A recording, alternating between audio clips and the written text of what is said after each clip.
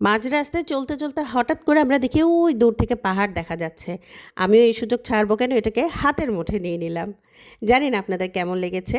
আসসালামু আলাইকুম, সুমনি বলছি সুমনিজ ব্লগ পেজ থেকে। কয়দিন ধরে আমরা পাহাড় দেখছি, সেই সাথে কিন্তু আমিও আপনাদেরকে পাহাড় দেখাচ্ছি। আমি কিন্তু একা দেখছি না, আপনাদেরকে পাহাড়ের সৌন্দর্য উপভোগ করার জন্য সাথে সাথে আমিও কিন্তু ভিডিওগুলো ধারণ করে যাচ্ছি। আমি জানি আপনারা এই দৃশ্যগুলো খুব উপভোগ করেন, আর আমার কাছে মনে হচ্ছে যে আমি কোন স্বর্গে এসেছি। এত ভালো লাগছে, এত সুন্দর বাতাস, আর এই পাশটা এত সুন্দর লেগেছে। আমি কিন্তু প্রথম থেকেই আপনাদেরকে পাহাড় দেখার সময়টা মানে শেয়ার করে যাচ্ছি। অনেক পাহাড় দেখে যাচ্ছি, কারণ এবার আমাদের উদ্দেশ্য শুধু পাহাড় দেখা। তবে শুধু পাহাড় দেখা না, আমি কিন্তু মাঝখানে ঝর্ণাও দেখিয়েছিলাম মসি শহরে, আফ্রিকার যেই মসি শহরটা সেই শহরে। তারপরে দেখিয়েছিলাম তার আগে কিলিমানজারো পাহাড়। কিলিমানজারো পাহাড়ের অদ্ভুত যেই ব্যাপারটি যে সকালবেলা ওটা দেখা যায় দূর থেকে আর কি, কাছ থেকে তো আর না। কাছ থেকে তো অবশ্যই কিলিমানজারো পাহাড় আছেই, অনেকে সেটা ঘুরতে যায়। আর এটার উচ্চতা কত, এটা সম্পর্কে নানান একটু বর্ণনা আমি দিতে পেরেছিলাম আলহামদুলিল্লাহ। তো যাই হোক, আমার কাছে ভালো লাগার মুহূর্ত এই কয়েকদিনের, মানে অলরেডি 3 দিন হয়ে গেছে। তো আজকে আমরা আরেক জায়গায় চলে যাচ্ছি, সেখানে আজকে আমরা রাতে থাকবো। সেই রাতে থাকার জায়গাটা কীরকম বা ভালো লেগেছে কতটুকু, সেটাও কিন্তু আমি আপনাদের সাথে শেয়ার করব। তবে অনেক রাত হয়ে গিয়েছিলো পৌঁছাতে পৌঁছাতে, মানে আমার কাছে আর তর্স হয়েছিল না যে কবে আমরা, মানে কখন আমরা সেই জায়গাটায় যাব যেই জায়গাটা আমরা দেখতে বের হয়ে গেছি। আর এইখানে আমরা এসেছিলাম যে একটু রেস্ট নেওয়ার জন্য, একটু কফি খাওয়ার জন্য। সবাই এই যে যে স্টেশনগুলো থাকে, অয়েল স্টেশন, সেখানে আর কি এসেছিলাম। তো এই পাশটাও সুন্দর, আমার কাছে বেশ ভালো লাগছে। আর এখানে ফুল দেখলে তো আমি সব সময় বলি যে আমি আটকে যাই ফুলের এই জায়গাটা থেকে। ওই যে দূরের পাহাড়টা, এই মুহূর্তটা আমার কাছে এত ভালো লেগেছিল।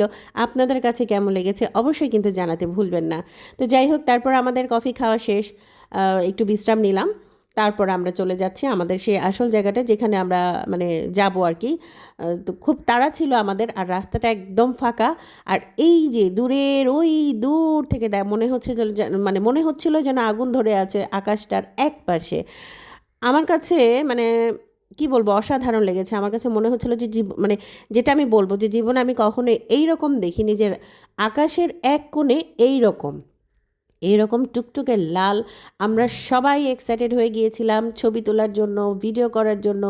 আমি তো বলেছি আমি এই পাশেই বসবো, যেই পাশটা আমি মানে সুন্দর সুন্দর দৃশ্য দেখব। তারপর আমার কাছে মনে হচ্ছিল যে আমার ওই পাশে যে বসেছিল তার ওই পাশটা বুঝি সুন্দর। আসলে না, দুই পাশেই সুন্দর, তারপরেও মানে আমার এই পাশটা বেশি সুন্দর। আমি একবার একবার আমার কাছে মনে হচ্ছে আমি ওই পাশে যাই, আবার মনে হচ্ছে আমি এই পাশে বসি। এই যে এই আকাশটা কয়টা রং, আমার কাছে মনে হচ্ছে আমরা যে রংধনু দেখি, রংধনু এক পাশ দেখি যে এক জায়গা দিয়ে রংধনু হয়েছে। আমার কাছে এখানে আকাশের অনেকগুলো রং পেয়েছে। আমার কাছে মনে হচ্ছে রংধনু, এবার আমি আকাশ জুড়ে রংধনু দেখছি। আকাশ জুড়ে রংধনু দেখার অভিজ্ঞতা জীবনে এই প্রথম। আর কি বাকি আছে আমার জীবনে দেখার, আলহামদুলিল্লাহ। আমি জানি না।